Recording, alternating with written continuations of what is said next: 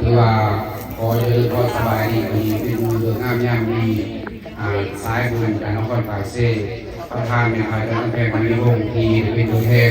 สายบุญจากประเทศออสเตรเลียแม่นอกโชคที่ลาเป็นมะหมอกเอาสารอาหารแห้งในแก่พี่น้องทั้งสารวัตรดูบ้านทุ่งแก่เนาะที่ว่าแต่พอได้ทุ่งเรื่อยๆพอดีที่มีความสุขความเจริญที่ว่าไม่ด้วยเป็นทางทั้งนี้แต่ไอ้ที่ทำโตไปเนาะบุญรักษาเทวดาบุญพ่อสุขภาพภายในห่างกายแข็งแรงเด้อน้องก็จะกลายเป็นไข้ไข้เจ็บบุญรักษาเทวดาบุญพ่อตุสา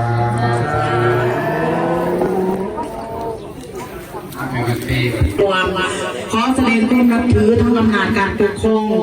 พ่อแม่ป้านส้นบ้านบ้านแก้วเมืองสารวัตรแขวงสารวัตรที่ให้เกียรติเขามารวมในงานบอกความช่วยเหลือครั้งนี้ยังมีตัวแทนนอกที่จากประเทศเดินกันแน่กันไหนนะคะให้เกียรติเขามาห่วมหม้อกันช่วยเหลือมือนี้ข้าพเจ้าโดมียังขอขอบอกขอบใจทั้งพ่อแม่ป้าส้มทุกหาจังปุกพวงที่ให้ท่านต้อนรับกันมากช่วยเหลือกันนี้เป็นอย่างยิ่งเนาะผมมียังวันนี้ถามว่าการช่วยเหลือนี่มันมีบริโภคมีอุปโภคผู้ใดน้อยรายร้ายแต่ขอให้เป็นกำลังใจเป็นส่วนบุญส่วนกุศลคุณมีกำลังเนาะคนสมัครของพวกเขาเพราะว่าพระอาจารย์ท่านเราฝ่ามีผู้ที่เดินทางโตเนาะขอแสดงได้เป็นท่านขมิ้นเด้อนะแก้วไปมอบให้ทุกคนเรียนเป็นแล้วเรียนต่อไปเรียนต่อไปแหละไปหับเงินมากนะไปหับเงินขอบคุณ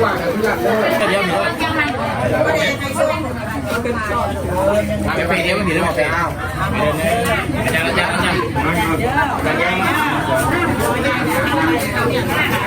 แห้งเด้อพี่น้องบ้านเฮาเด้อเห็นบ่อันนี้เป็นน้ำที่น้ำใจของอาจารย์มหาสุนันท์พี่น้องจากประเทศออสเตรเลียน้องจ้าเอาจุ๊บปฏิบัติแม่ต่อไปต้องใส่ตังค์ด้วยก็ได้มันจะมุ่งนะทำไมวะเนี่ยโอเคสาธุออกไปเลยแต่ต่อมาเป็นพ่อของพ่อหมอขอบใจแม่ก็พอเด้อเดี๋ยวพี่น้ำแม่เด้ออยู่หวังกันเงินเลยสั่นเอาไปพี่น้องเด้อได้ก็เป็นน้ำมุกความใจที่น้องก้อนปัดซีทั้งผักกาด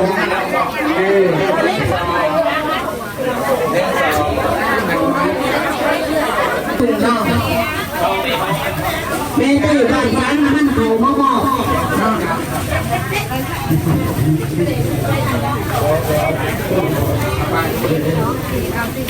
วันนี้ต้องการรับยมไปเด้อเอาไปเอาไปดูมออาวิดาครับเอาน้ำเป็นมาเส้นน้ำเงินรอด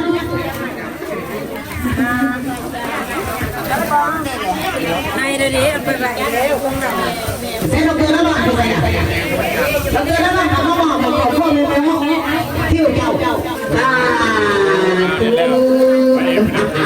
ผมใหญ่เด้อทั้งคนที่ได้แบบขอเจ้าได้แบบ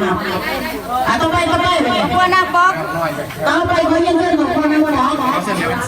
ขอเย็นเสื้อเมย์มันสีของพวกนี้มันมีสีมาหมอกเดี๋ยวพี่ของคนนั่งตู้เมย์มันเดี๋ยวพี่เด้อ1 2เรียบร้อยแล้วสาธุแล้วสาธุต่อไปอีกก็มี1 2สาธุแล้วพี่เด้อ1 2สาธุดีๆเด้อดูกันด้วยเจริญพรเด้วยกันสาธุท่านถวายสาธุใจไปเมฆผ้าด้วยสาธุประชันเอาหม้อเดี๋ยวนะพี่เด้อ1 2เจ้าสาธุอันอย่างเป็นสาธุกันนะเอา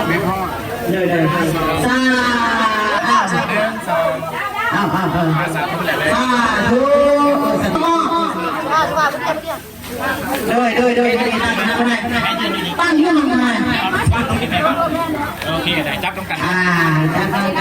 เดี๋ยวหนาไปเด้อครับเอาดูครับเอา 2สาธุแบบ สาธุ ไม่เดี๋ยวหนาอีกตรงเลยยืนตรงเลยยืนตรง ยืนจะอะไรนะ ยืนต้องกันเนาะยืนต้องกันอะไรกันจับยืนต้องกัน สาธุสา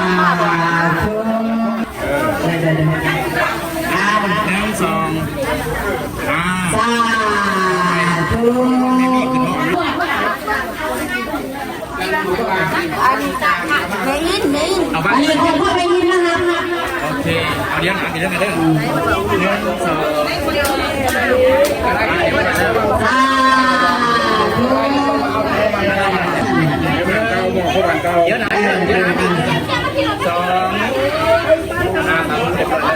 นั่งคุด หวายนั่งตุ๊ดถูกใส่อาจารย์ผมว่านั่งตุ๊ดเมนยูคือยูอันก็นั่งนะเดี๋ยวหนาไม่เอา ต่อไปเนี่ย สาธุมีเนี่ยมาเดี๋ยวเลี้ยงกัน